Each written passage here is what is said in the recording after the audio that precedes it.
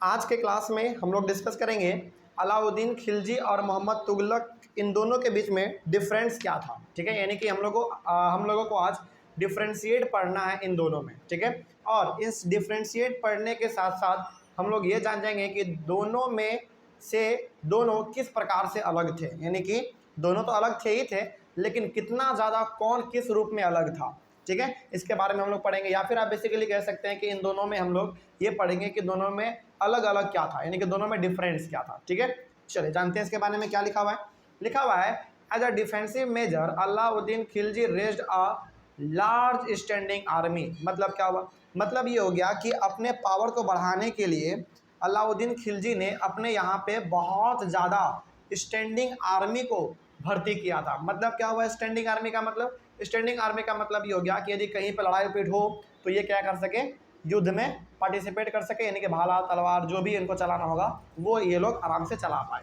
ठीक है, तो यहाँ पे लिखा हुआ था कि as a defensive measure Alauddin Khilji raised a large standing army, यानी कि अपने आर्मी को बढ़ाने के लिए, अपने पावर को बढ़ाने के लिए इन्होंने बहुत ज़्यादा लेवल पर अपने यहाँ पे आर्मी को भर्ती किया, यानी कि लोगों को भर्ती किया और उनको आर्मी बना दिया। ठीक है, आगे लेकिन मोहम्मद तुगलक ने क्या किया, Mohammad Tughlaq was confident about the strength of his army and his resources to plan an attack on Transoxiana. अब देखिए ध्यान से, मोहम्मद तुगलक के पास जो भी आर्मी था पहले से वो बहुत ज़्यादा था, यानी कि ये ज़रा सा भी अपना आर्मी बढ़ाना नहीं चाहता था, यानी कि इसके पास जितना भी पहले था ना उतना ही इसके पास काफ़ी था, यानी कि ये कॉन्फिडेंट था। ये हमेशा सोचता था कि हमको आर्मी बढ़ाने का ज़रूरत है ही नहीं। क्यों नहीं है, क्योंकि इनके पास ऑलरेडी आर्मी बहुत ज़्यादा था। ठीक ना, लेकिन ये अटैक करना चाहता था कहाँ पर, ट्रांसजाना पर जब ये अटैक करना चाह रहा था तो उस समय पर इन्होंने अपना आर्मी बढ़ाया था, क्योंकि ट्रांसजाना पर हमला करना थोड़ा सा दुर्लभ वाला काम था, यानी कि थोड़ा सा मुश्किल वाला काम था, इसीलिए इसका जो है आर्मी थोड़ा सा कम पड़ गया, तब जाकर इन्होंने अपना आर्मी बढ़ाया।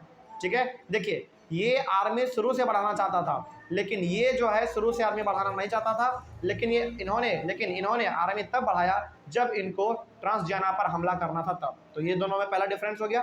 आगे, Alauddin constructed a new garrison town named Siri for his soldier, यानी कि अलाउद्दीन खिलजी ने अपने सिपाहियों के लिए, अपने सोल्जर्स के लिए एक नया गैरिसन टाउन बना दिया था, यानी कि एक नया गैरिसन टाउन बनाया था। और गैरिसन टाउन क्या है ये हमने आपको बार बार बताया है कि एक ऐसा एरिया जो कि चारों तरफ से बड़े बड़े दीवार से या फिर बड़े बड़े किले से घिरा हुआ होगा, और उस पर निगरानी कौन रख रहा होगा, उस पर निगरानी रख रहा होगा हमारा सोल्जर्स। ठीक है ना, यानी कि हमारा सिपाही, यही होता है हमारा गैरिसन टाउन। तो अलाउद्दीन खिलजी ने अपने सिपाहियों को रहने के लिए एक नया गैरिसन टाउन बनाया था, जिसका नाम था सीरी, और वहाँ पर जाकर इसके सारे के सारे सोल्जर्स लोग रह सकते थे। ठीक है, आगे उसके बाद लिखा हुआ है, rather than constructing a new garrison town the oldest of the 4 cities of Delhi Al Kohna was emptied of its residents and the soldiers garrison there. लेकिन इन्होंने जो है कोई भी नया गैरिसन टाउन अपने सिपाहियों को रखने के लिए नहीं बनाया, बल्कि दिल्ली में जो इनका खुद का पहले से 4 सिटी, यानी कि दिल्ली के अलग अलग 4 शहरों में जो गैरिसन टाउन था उन सभी को उन्होंने क्या कर दिया, खाली कर दिया। और देखिए यहाँ पे ध्यान से समझिएगा, इन्होंने अपने सोल्जर्स को, यानी कि अपने सिपाहियों को रखने के लिए नया गैरिसन टाउन बनाया था जिसका नाम था सीरी, लेकिन इन्होंने ऐसा कुछ नहीं किया, इन्होंने नया नहीं बनाया, बल्कि दिल्ली में इनका जो पहले से दिल्ली के 4 अलग अलग शहरों में जो इनका गैरिसन टाउन था उन्हीं को इन्होंने क्या करवा दिया, खाली करवा दिया। ठीक है, और वहीं पर जाकर इसका जो सोल्जर्स था वो रहने लगा। तो इन्होंने नया सोल्जर, यानी कि इन्होंने अलाउद्दीन खिलजी ने अपने सिपाहियों को रहने के लिए बनाया था अपना नया गैरिसन टाउन, लेकिन इन्होंने नहीं बनाया था, बल्कि पुराना ही जो 4 इसका गैरिसन टाउन था उनको खाली करवा दिया था, और वहीं पर जाकर इनके सोल्जर्स रहते थे। और उन चारों सिटीज़ का जो कि दिल्ली में थे, उन चारों को एक साथ हम लोग क्या कहेंगे, दिल्ली अल कोहना। ठीक है, आगे उसके बाद the soldiers had to be fed, this was done through the produce collected as tax from lands between the Ganga and Yamuna, tax was fixed at 50% of the peasants yield. अब देखिए यहाँ पे ध्यान से, आपको मालूम है कि गंगा और यमुना के बीच में क्या था, डॉब था। डॉब क्या होता है, बेसिकली हमने आपको बताया था कि डॉब एक ऐसा एरिया होता है जो कि 2 नदी के बीच में होता है ना। तो यहाँ पे 2 नदी कौन सा है, गंगा और यमुना। तो गंगा और यमुना के बीच में जो हमारा छोटा सा एरिया था वहाँ पे ना खाली था, तो उसको क्या करवाया था उन्होंने, पूरा जंगल साफ करवा दिया था। और जंगल साफ करवाने के बाद उन्होंने वहाँ के किसानों को वो ज़मीन दे दिया था कि तुम इसके ऊपर खेती करो, बदले में हम तुमसे अनाज लेते रहेंगे। तो अलाउद्दीन खिलजी अपने सोल्जर्स को जो खाना खिलाता था वो कहाँ से खिलाता था, ये खाना खिलाता था जो टैक्स के रूप में अनाज ये वसूलता था किसानों से, उसी अनाज से ही अपने सोल्जर्स का पेट भरता था। ठीक है ना। तो हमेशा याद रखिएगा इस चीज़ को कि अलाउद्दीन खिलजी अपने सिपाहियों को क्या खाना खिलाता था, यानी कि खाना वो कहाँ से खिलाता था, वो खाना अपना खिलाता था वहाँ से जहाँ से कि किसानों से उनको अनाज मिलता था। जैसा कि हमने आपको बताया कि गंगा और यमुना के बीच में उन्होंने जंगल साफ करवा के वहाँ पे खेत दे दिया था किसानों को करने के लिए, है ना। ये कि हम ये चीज़ तो हम लोग अपने पहले कुछ क्लासों में पढ़ चुके हैं। तो उनको जब खेती करने के लिए दिया ना, तो उनको कहा दिया था कि भाई देखो हम तुमको ये ज़मीन खाली करके खेती करने के लिए दे रहे हैं, तो तुम बदले में हमको अनाज देते रहना। और वही अनाज जो है अलाउद्दीन खिलजी अपने सिपाहियों को खिलाता था। ठीक ना। आगे, और आपको मालूम है कि 50% टैक्स लेता था, यानी कि मान लीजिए एक किसान है, उन्होंने 10 बोरी अनाज को उपजाया, तो 10 बोरी में से 5 बोरी जो है वो अलाउद्दीन खिलजी को मिल जाएगा। ये टैक्स के रूप में मिलता था उनको। आगे, produce from the same area was collected as tax to feed the army, but to meet the expense of maintaining such a large number of soldiers, the sultan levied additional taxes। देखिए, लेकिन मोहम्मद तुगलक इन्होंने भी वहीं से tax लिया, यानी कि जहाँ से ये टैक्स लेते थे गंगा और यमुना वाले जगह से, वहाँ से टैक्स इन्होंने भी लिया। लेकिन इनके पास आर्मी क्या था, इनके पास आर्मी ज़्यादा था, इनके पास आर्मी ज़्यादा था।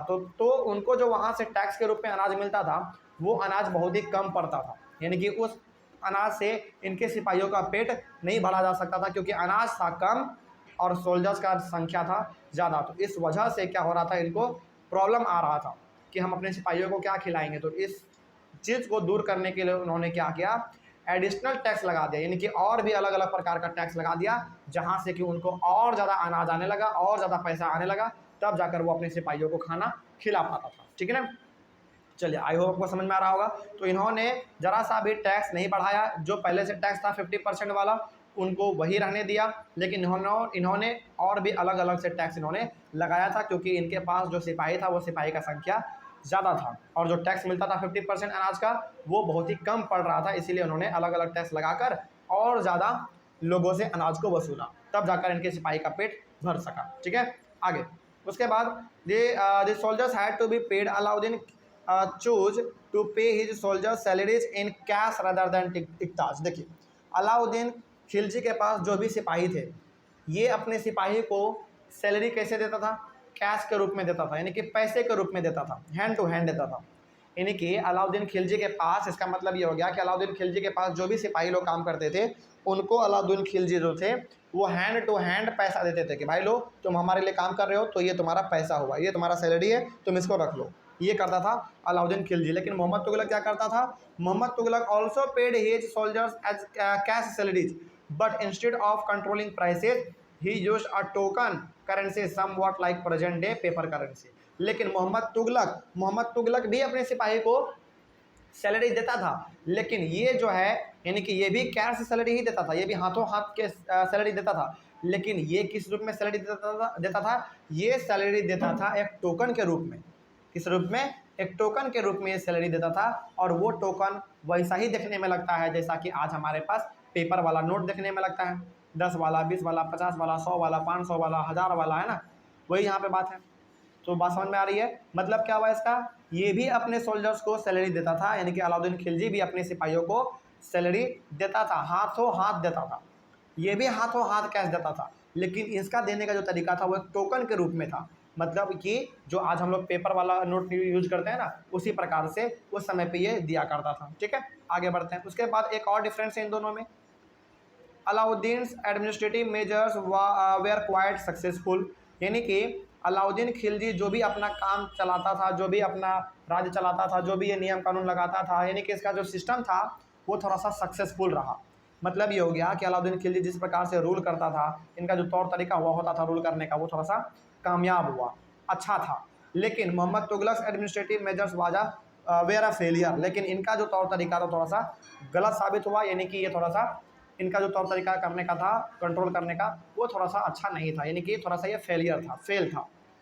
तो यहाँ पे आप ये समझ गए कि अलाउद्दीन खिलजी का जो सिस्टम था वो थोड़ा सा अच्छा सिस्टम था रूल करने का, लेकिन मोहम्मद तुगलक का रूल करने का जो सिस्टम था वो थोड़ा सा गलत साबित हो गया, यानी कि थोड़ा सा वो फेल हो गया। किसके कंपेरिजन में फेल हो गया भाई?